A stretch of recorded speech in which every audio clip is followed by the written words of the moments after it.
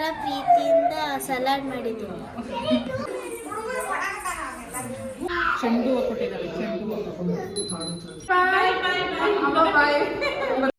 Hi, ನಮಸ್ತೆ ಎಲ್ರಿಗೂ. ಏನು ಇಷ್ಟೊಂದು ವೆರೈಟಿ ಅಡುಗೆ ತೋರಿಸ್ತಾ ಇದ್ದೀನಿ ಅಂತ ಅಂದ್ಕೊಳ್ತಾ ಇದ್ದೀರಾ? ಇಷ್ಟೊಂದು ವೆರೈಟಿ ಅಡುಗೆನ ನಮ್ಮ ಫ್ರೆಂಡ್ ಸೆಕೆಂಡ್ ಪ್ರೆಗ್ನೆನ್ಸಿಲಿದ್ದಾಳೆ, ಅವಳಿಗೋಸ್ಕರ ಎಲ್ಲರೂ ಮಾಡ್ಕೊಂಡು ಹೋಗಿದ್ವಿ. ಯಾರ್ಯಾರು ಏನೇನು ಮಾಡ್ಕೊಂಬಂದಿದ್ರು ಅಂತ ಹೇಳಿ ನೋಡಿ. ನಾನು ಇಂಪನಾಗೋಸ್ಕರ ಉತ್ತರ ಕರ್ನಾಟಕದ ಕಡಕ್ ರೊಟ್ಟಿ ಮಾಡಿದ್ದೇನೆ. ನಾನು ಇಂಪನ ಆಂಟಿಗೋಸ್ಕರ ಚಪಾತಿ ಮಾಡಿದೆ. ನಾನು ಇಂಪನಿಗೋಸ್ಕರ ವೆಜ್ ಕುರ್ಮಾ ಮಾಡಿದ್ದೀನಿ. ನಾನು ಚಪಾತಿ ರೊಟ್ಟಿಗೋಸ್ಕರ ಹೆಸರು ಕಾಳು ಪಲ್ಯ ಮಾಡಿದ್ದೀನಿ. ಇಂಪನಗೋಸ್ಕರ ಉತ್ತರ ಕರ್ನಾಟಕ ಶೈಲಿಯ ಶೇಂಗಾ ಹೋಳಿಗೆ ಮಾಡಿದ್ದೀನಿ. ನಾನು ಇಂಪನ ಆಂಟಿಗೋಸ್ಕರ ಪ್ರೀತಿಯಿಂದ ಸಲಾಡ್ ಮಾಡಿದ್ದೀನಿ. ನಾನು ಇಂಪನಗೋಸ್ಕರ ಪ್ರೀತಿಯಿಂದ ಲೆಮನ್ ರೈಸ್ ಮಾಡ್ಕೊಂಡ್ಬಂದಿದ್ದೀನಿ. ನಾನು ಇಂಪನ ಆಂಟಿ ಅವರಿಗೆ ಚಟ್ನಿ ಪುಡಿ ಮಾಡ್ಕೊಂಡ್ಬಂದಿದ್ದೀನಿ.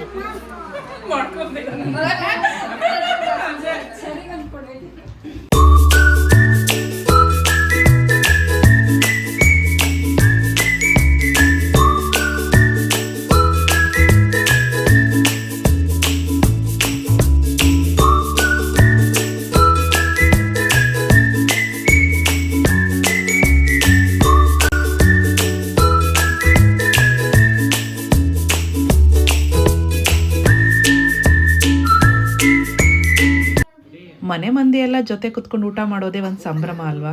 ನಾನು ಪ್ರತಿ ಸಲ ಹೇಳ್ತಾನೆ ಇರ್ತೀನಿ, ನಮ್ಮೂರನ್ನೆಲ್ಲ ಬಿಟ್ಟು ನಾವು ಈ ದೇಶದಲ್ಲಿರೋದ್ರಿಂದ ಫ್ರೆಂಡ್ಸೇ ಫ್ಯಾಮಿಲಿಗಳಾಗಿರ್ತಾರೆ.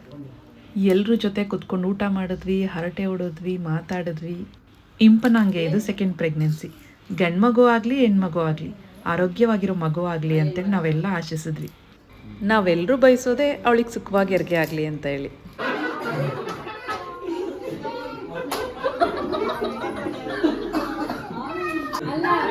ಅವ್ರೇನ್ ಮಾಡಲ್ಲ, ಈ ಒಂದು ಟಾರ್ಚರ್ ಕೊಡ್ಬೇಕು ನಾವು.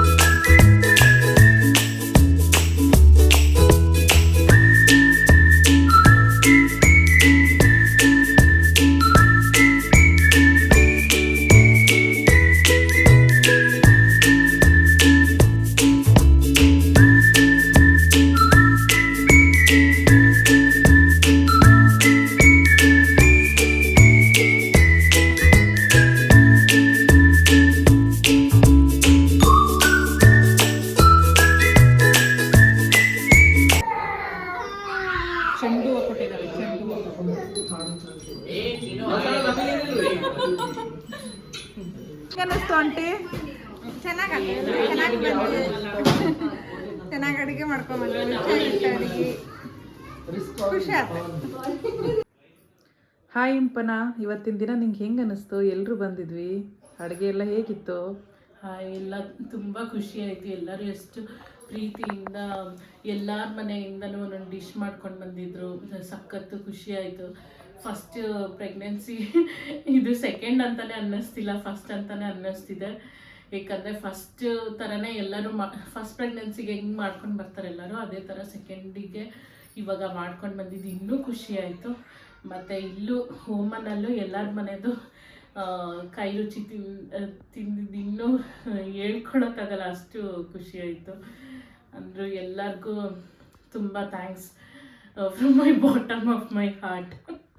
Thank you so much. ಇವತ್ತು ಯಾರ್ಯಾರು ಬಂದಿದ್ರಿ ಮತ್ತು ಯಾರ್ಯಾರು ಅಡುಗೆ ಮಾಡ್ಕೊಂಡು ಬಂದಿದ್ರಿ, thank you so much. I am so blessed to have you all. Bye bye.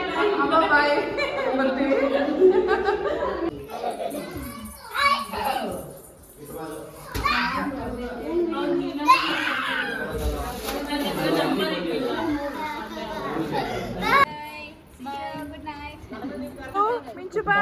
Bye, madam. Bye. Bye. Say bye. Bye bye. See you. Bye, Lakshmi. Bye, Moana. ನನ್ನ ಈ ಮಿನಿ ಬ್ಲಾಗ್ ನಿಮ್ಮೆಲ್ಲರಿಗೂ ಇಷ್ಟ ಆಗಿದೆ ಅಂತ ನಾನು ಭಾವಿಸ್ತೀನಿ. ಮತ್ತೆ ಮುಂದಿನ ವಿಡಿಯೋದಲ್ಲಿ ಸಿಗೋಣ. ಅಲ್ಲಿವರೆಗೂ ನಮಸ್ತೆ.